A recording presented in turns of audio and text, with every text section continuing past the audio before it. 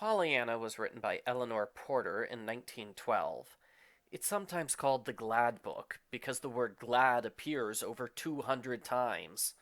Pollyanna says glad so often, I can understand why her aunt tries to ban that word. Argle Font Book Review, Argle Font Book Review. Miss Polly Harrington is a severe rich woman who lives by herself. She doesn't care much about anything besides being proper and doing her duty. Her only living relative is her 11-year-old niece, Pollyanna. They have never met. Pollyanna lives out west with her poor missionary priest father. Pollyanna's father just died. The book starts with Aunt Polly reluctantly agreeing to adopt Pollyanna. She thinks children are too noisy and messy. She plans to hide Pollyanna in the attic and ignore her most of the time.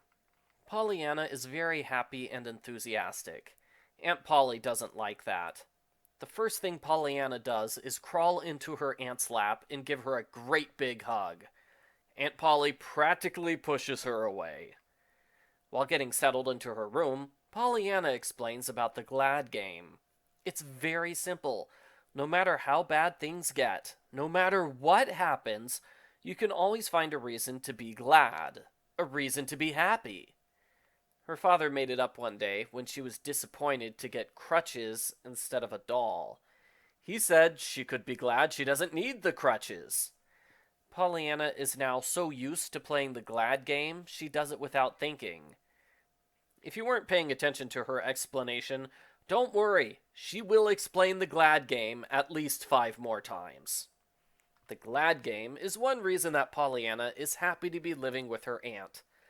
Another reason is that, no matter how bad things are here, it's still way better than the Ladies' Society. That was a group of bickering old women who watched Pollyanna for a while. They were so bad, they decided to spend money on a new rug instead of buying clothes for the orphan girl. Another reason Pollyanna likes things here is because of miscommunications and misunderstandings. 3 times, Aunt Polly tries to punish Pollyanna for being naughty. Each time, Pollyanna mistakenly thinks she's being given a special reward. Aunt Polly is bewildered and has no idea what to do. Of course, things aren't perfect for Pollyanna. On the first day, she breaks down in tears over her father. Twice.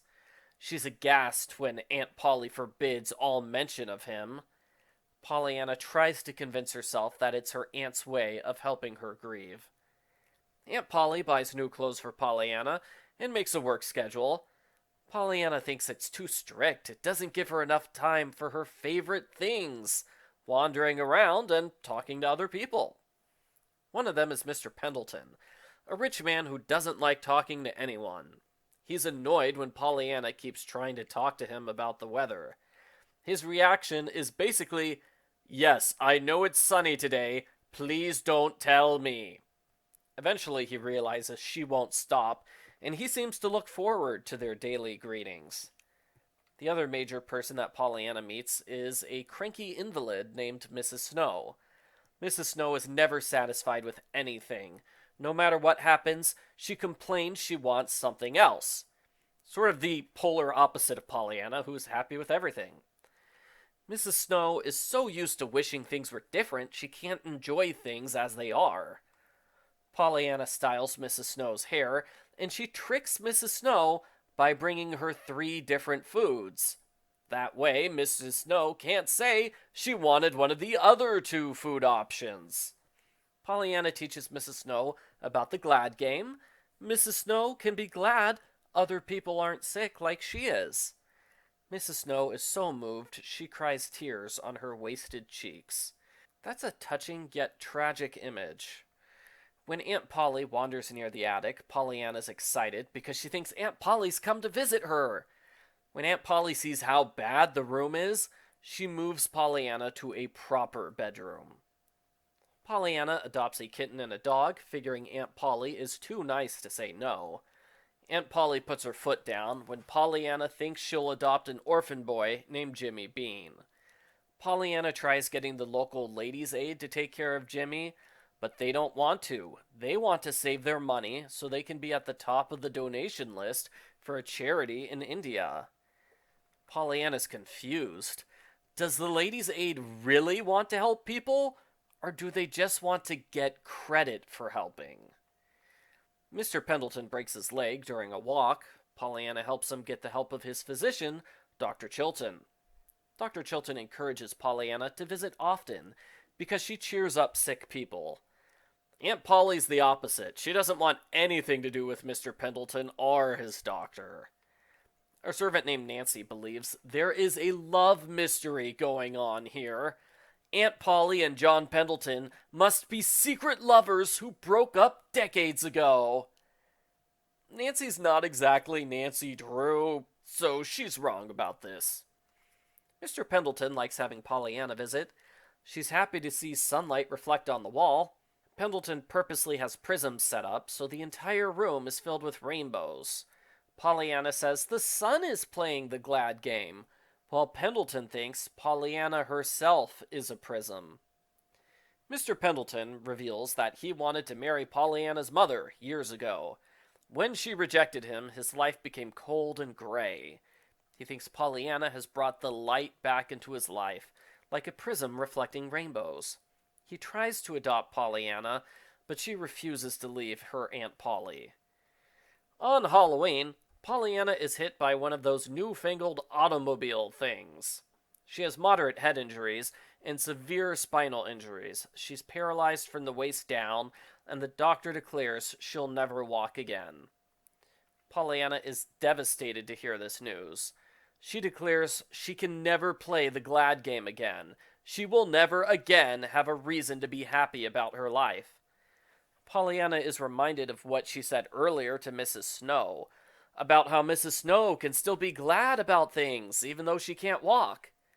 Pollyanna rejects this idea, saying she was just being foolish and naive. It's sad but true that it's a lot easier to be positive-minded about a bad situation when it's not happening to you. There is a long procession of people who come to call on Pollyanna to say how much they love her and how much of a difference she made in their lives. This part of the book was so moving, it made me cry. I especially love how about half of her well-wishers are characters we didn't see earlier in the book. It sends a powerful message on how you can have a huge effect on other people without really knowing it. Mr. Pendleton adopts Jimmy Bean, who overhears a conversation with Dr. Chilton. Dr. Chilton is the man who used to date Aunt Polly decades ago. They broke up after a lover's quarrel. He's torn between his desire to help Pollyanna and his desire to avoid Aunt Polly. Jimmy reunites Aunt Polly and Dr. Chilton, who later get married. Pollyanna is sent to specialists, and 10 months later, she's able to walk again. The end. Post-book follow-up. I enjoyed this book. It's a simple children's book about a positive-minded young girl. It's fairly similar to Anne of Green Gables, which came out 4 years earlier. Anne is more strong-willed and rambunctious, while Pollyanna is more optimistic and younger. This book sometimes gets dismissed by people who think it's too happy and optimistic. I think the book has more depth than it gets credit for.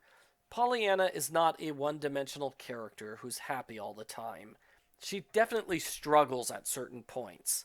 She is clear that there's a wrong way to play the glad game. The goal is not happiness at the price of denying reality. More literary-minded people can analyze the foreshadowing with the crutches and Mrs. Snow's broken legs, as well as comparing and contrasting the various characters and their life philosophies. The book has some problems with pacing, which are probably due to the fact that the story was originally serialized. Not much happens in the first half of the book. Mrs. Snow gets dropped from the story without any fanfare. I thought the chapter with the priest felt out of place, as it has no bearing on the other characters or the story at large. The secondary characters could use a bit more development. Aunt Polly and Mr. Pendleton are a little too similar in that they're both isolated older people nursing an old heartbreak to the exclusion of authentic living. Overall, I would definitely recommend this book to anyone who's a fan of Heidi or Rebecca of Sunnybrook Farm or books like that. It's not a perfect book, but it is a good one. It made me cry, and for that reason alone, I give Pollyanna a 10 out of 10.